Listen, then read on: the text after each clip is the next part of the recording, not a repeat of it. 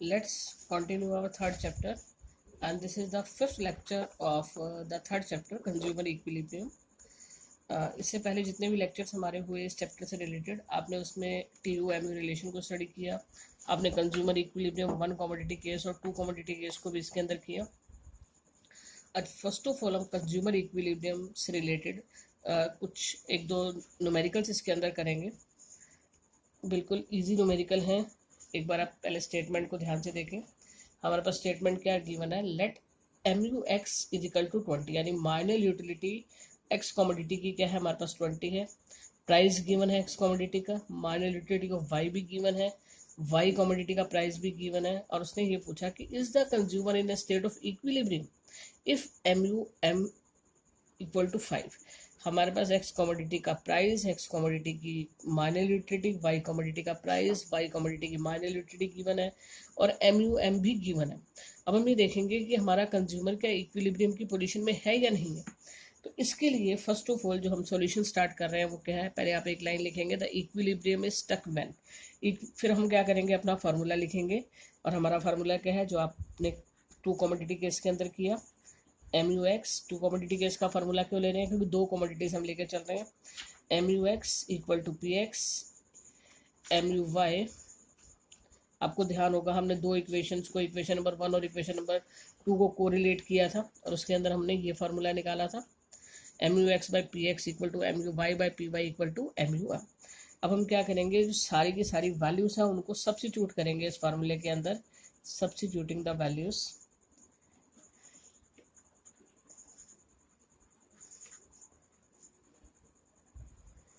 Substituting the values,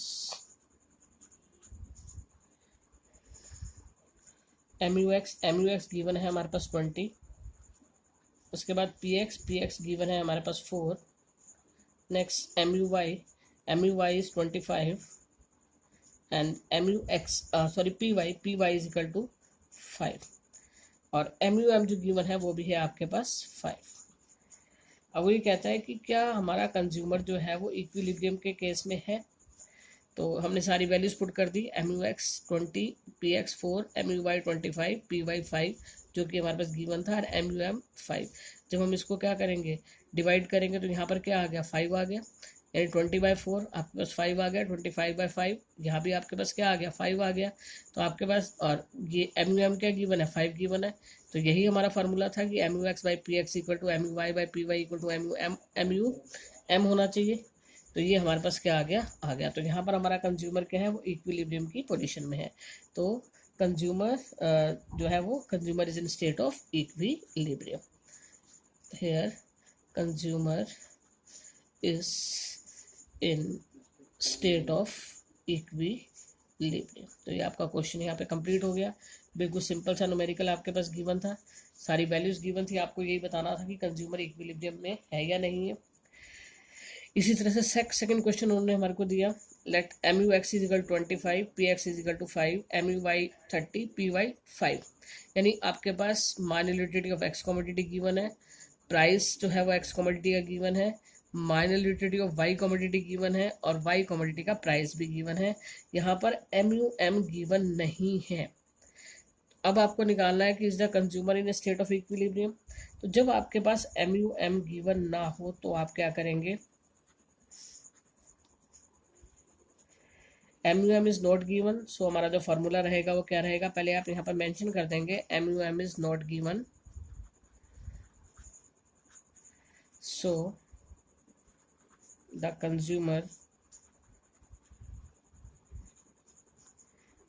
will be in a state of equilibrium, will be in a state of equilibrium when। आपने ये line लिखी, उसके बाद आपने अपना फार्मूला लिखा, फार्मूले में यही वाला फार्मूला चलेगा, बस MUM को हमने नहीं लेना। MU(x) by PX equal to MUY by PY। अब हम सारी की सारी वैल्यूज को पुट कर देंगे, सब्स्टिट्यूटिंग द वैल्यूज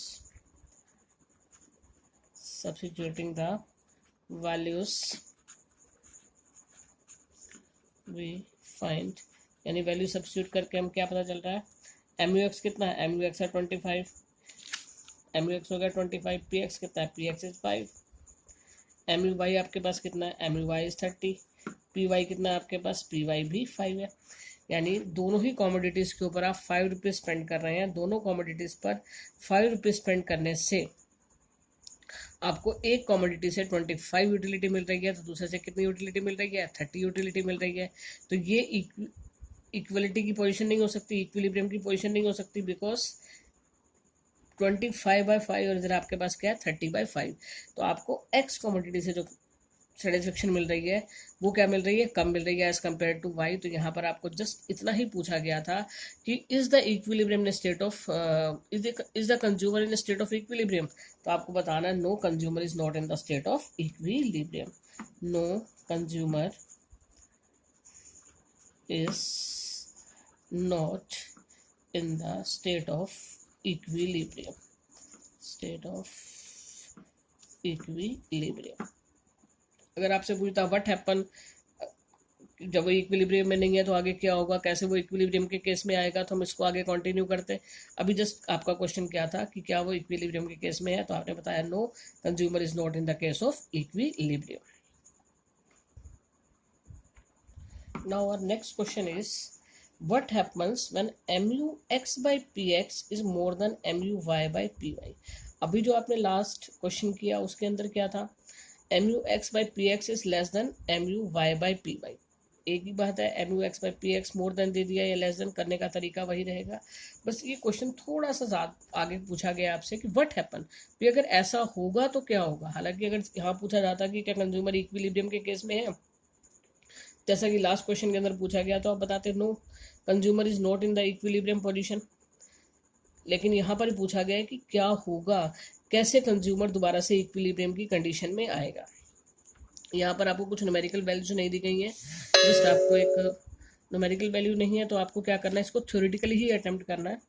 अब क्या लिखेंगे, the situation implies that by spending A rupee on good x the consumer get greater marginal utility than in case of good y। यानी MUY/PY कम है, MUY/PY का जो रेशियो है वो MUX/PX के रेशियो से कम है।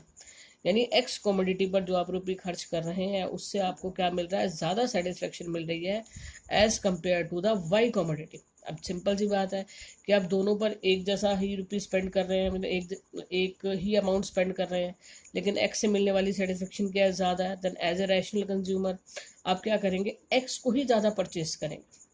सपोज आप मैंगोस एंड एप्पल्स परचेज कर रहे हैं और दोनों के ऊपर क्या कर रहे हैं, आप सेम रुपीज़ खर्च कर रहे हैं, लेकिन मैंगो से आपको ज़्यादा सेटिस्फेक्शन मिल रही है, यानी एक्स कॉमोडिटी सपोज आपको ज़्यादा सेटिस्फेक्शन मिल रही है, तो आप क्या करेंगे, एक्स कॉमोडिटी को ही ज़्यादा परचेज करेंगे। And according to the law of diminishing marginal utility, जो कि आप इस चैप्टर के अंदर पढ़ चुके हैं, कि जैसे जैसे आप किसी कॉमोडिटी की ज़्यादा यूनिट्स परचेज करेंगे, अकॉर्डिंगली क्या होगा, यूटिलिटी उस कमोडिटी से आपको क्या मिलनी शुरू हो जाएगी, कम मिलनी शुरू हो जाएगी। तो यहाँ पर भी वही है कि जैसे जैसे वो क्या करेगा, एक्स के ऊपर ज़्यादा स्पेंड करेगा, अकॉर्डिंगली ही will spend more on X and Y. X के ऊपर ज़्यादा स्पेंड करेगा as compare to Y. As consumption of X rises MUX fall. MUX यानी marginal utility from X commodity क्या होगी, वो फॉल करनी स्टार्ट कर देगी। On the other hand as consumption of Y falls, जब वाई की कंजम्पशन कम हो रही है, क्योंकि हम क्या कर रहे हैं, हम एक्स को ज़्यादा परचेज कर रहे हैं, तो वाई की कंजम्पशन क्या होगी, कम होगी। तो वाई की कंजम्पशन कम होने से तो वाई को परचेज करने के लिए जो हमारे अंदर डिज़ायर है, intensity to purchase the Y, वो क्या हो जाएगी, इंक्रीज हो जाएगी। And the consumer will stop buying. Consumer कहाँ पर खरीदना बंद करेगा, यानी कहाँ पर वो एक्स को वाई की जगह पर सब्सिट्यूट करना स्टॉप करेगा, जहां दोबारा से MUX/PX इक्वल टू MUY/PY हो जाए। बड़ा सिंपल सी बात है कि एक्स की ज़्यादा यूनिट्स परचेज करेगा, एक्स से मिलने वाली सेटिस्फेक्शन क्या होगी, वो फॉल होगी। और जैसे जैसे वाई को कम परचेज कर रहा है, वाई को परचेज करने की जो डिज़ायर है वो उसके अंदर क्या होगी, इंक्रीज होगी। तो ऑटोमेटिकली क्या होगा, MUX/PX फॉल होता चला जाएगा और MUY/PY क्या होगा, इंक्रीज होगा। और ये सिचुएशन मस्ट कम जहाँ MUX/PX इक्वल टू MUY/PY हो जाएगा, और यहाँ पर कंज्यूमर इक्विलिब्रियम के केस में हो जाएगा। होर्स का क्वेश्चन है, ट्राई कीजिएगा, करने की, नहीं आएगा फिर दोबारा से करेंगे।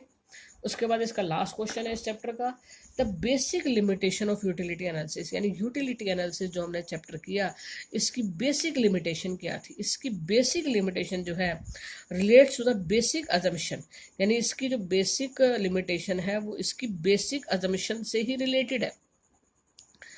इसकी बेसिक अजम्पशन से कैसे रिलेटेड है, इसकी बेसिक अजम्पशन क्या थी, इसकी बेसिक अजम्पशन थी utility can be expressed in the cardinal number, यानी यूटिलिटी को हम कार्डिनल नंबर के अंदर एक्सप्रेस कर सकते हैं, यानी 1 2 3।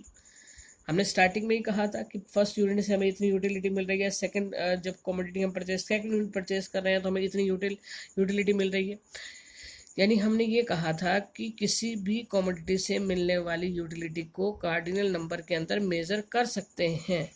इज इट रियली पॉसिबल, क्या आप रियल लाइफ में ऐसे करते हैं, किसी भी कमोडिटी से मिलने वाली यूटिलिटी को आप कार्डिनल नंबर में एक्सप्रेस करते हैं? नो, आंसर इज नो, कि आप नहीं करते हैं। तो इसकी बेसिक जो अजम्पशन थी वही इसकी सबसे बड़ी क्या है, लिमिटेशन है। और इसके लिए क्या दिया गया, इसके लिए हिक्स ने क्या दिया था, एक दूसरा कॉन्सेप्ट दिया था कि किसी भी कमोडिटी से मिलने वाली सेटिस्फेक्शन को हम रैंक दे सकते हैं, हम हाई और लो बता सकते हैं कि इससे मिलने वाली सेटिस्फेक्शन हाई है या लो है, बट हम उसको कार्डिनल नंबर के अंदर मेजर नहीं कर सकते। तो ये लेक्चर आपका यहाँ पर कंप्लीट होता है। इससे रिलेटेड जो न्यूमेरिकल्स थे, उसके अलावा होट्स के क्वेश्चन भी हम लोगों ने किए, और आप इसके नोट्स प्रिपेयर करें। कल हम नया चैप्टर स्टार्ट करेंगे।